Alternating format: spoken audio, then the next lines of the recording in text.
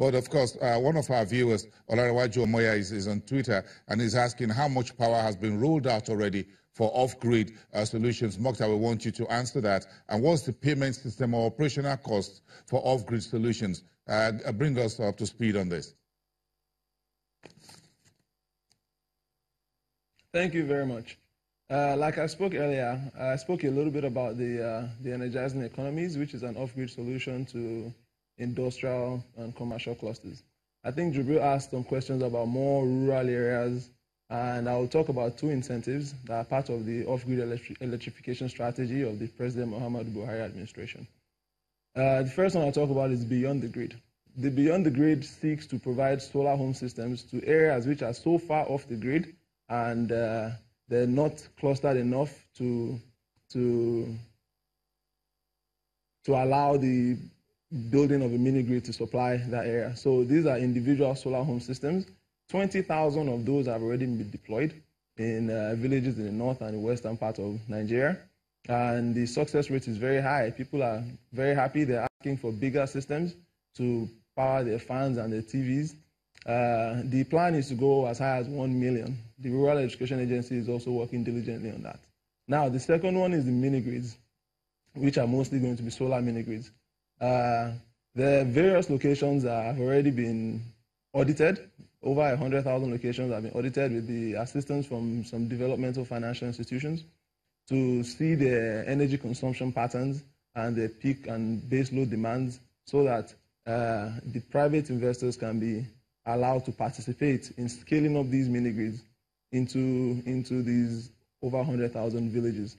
There's a lot of work that has been done. Last year, December 2017, the Rural Education Agency had a summit in Abuja here where various mini grid providers and professionals in that realm came together for a think tank of how to implement this mini grid strategy. It was launched by the Honorable Minister of Power Works and Housing, and it was a huge success, the biggest that has ever been done in the world, over 600 participants.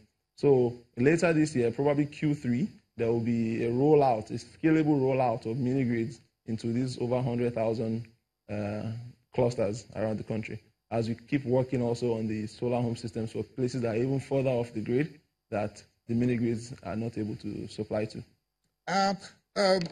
Mokta, do you agree that the current concept of off-grid power solutions we're working on is too centralized with those of you in Abuja, the federal government? Don't you think, when do you think this will be breaking down to states and local government so that we all don't have to fly over to you in Abuja to get your signature on what we need to get these off-grid solutions deployed very quickly and fast? Because right now, it looks like Abuja is the only one still doing the job.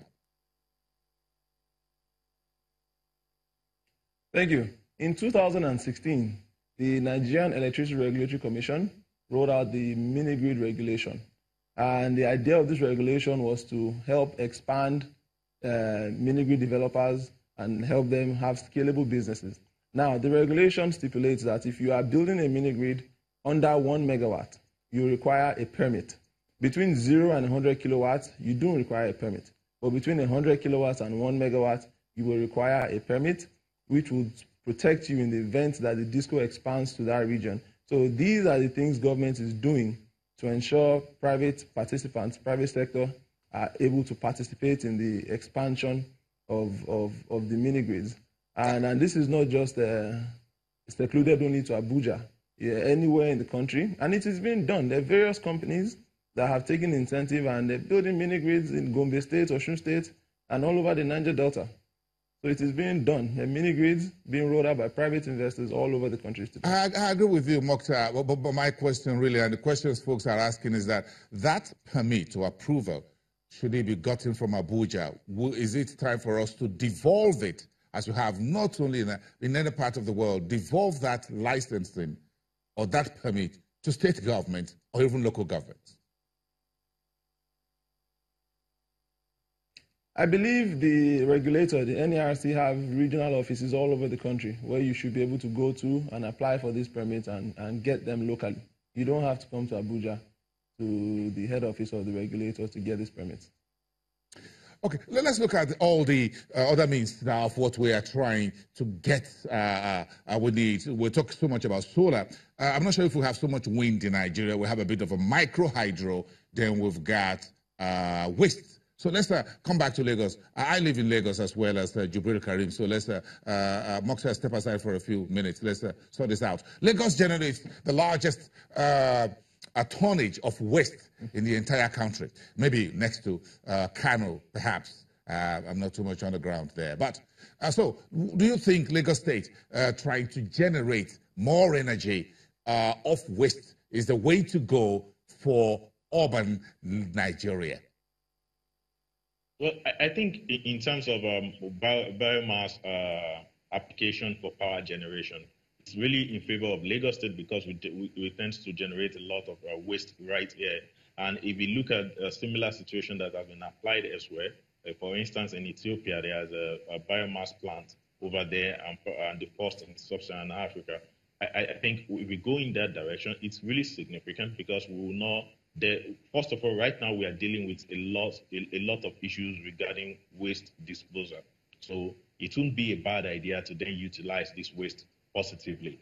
But I think, again, it has to be in terms of application. What is our target application? Do we want to seclude a certain area and then use biomass to power that area, which is actually will be a credible solution to a certain area of Lagos, certain places in Lagos State, as Lagos is expanding in the Ikorodu area, or even in some highly populated areas in Lagos, we could have biomass plants that could locally serve a secluded area. But unfortunately, like it has been stated, once you are generating a certain amount of power in excess of 1 megawatt, I think you will have to come to the distance. But I think the whole licensing process as regard off-grid power plant, as it is, yes, NERC is to remain a regulator, but there has to be a way to integrate this process into DISCOs that are already covering this area. So, for instance, if you want to initiate a biomass application in Ikorodu, for instance, as Ikorodu is being covered, I think, or the Eko or Ikeja DISCO, it will be a discussion you will have at that level. You will have that discussion with a co-disco. You will have that discussion with Ikeja DISCO, depending on who is covering that area in terms of application. In this sense, you still recognize that this is a co-disco or Ikeja DISCO jurisdiction, and you are able to work with the DISCO in terms of that application. But if we have to go to the central every time, at some point, you have some conflict between the licenses that are being granted for off-grid application at the center, conflicting with the interest of the DISCOs. And I think the best way to mitigate that is to bring that licensing down in terms of conversation with it, to bring it to the level of the DISCOs. Let the DISCOs be very well involved in the activities of those who want to, especially mini-grid, for instance. So there could be so many, there's vast opportunity for mini-grid application all across the country.